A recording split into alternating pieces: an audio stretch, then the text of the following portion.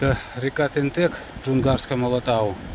Она вот такой имеет белесоватый облик. Видимо, размываются какие-то сланцы и глина в том числе. Она начинается в середине этих горной системы. Ну и потихоньку, ну как потихоньку, горная речка спускается вниз. И перед выходом на территорию Алакольской котловины протекают вот такие довольно серьезные ущелья, наверное, метров 100 с лишним высотой. И протекает вот в таких каньонах среди скал.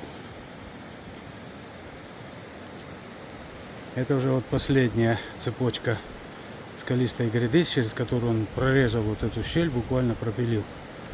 И уходит дальше на просторы Алакольской котловины.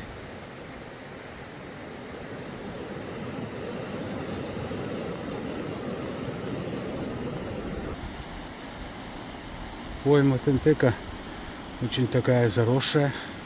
В основном ива здесь. За редким исключением только по краям начали формироваться местами заросли клена ясенелистного. Вот эти ярко-зеленые пятнышки, это и есть эти зловреднейшие деревья. Ошибка наших народов, что их распространили по всей территории Казахстана, да и вообще Советского Союза.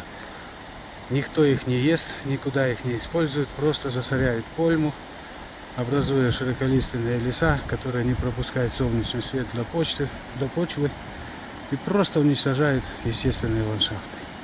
Вот такие вот красивейшие.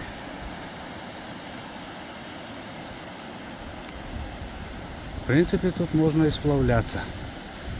Даже среди скал есть вот такие места, где можно причалить к берегу, где рыбачить. Не знаю, как здесь.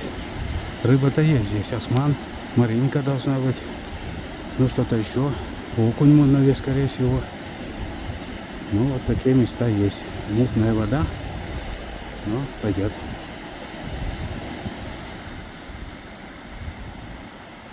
Несмотря на дождь, все равно красивейшие места.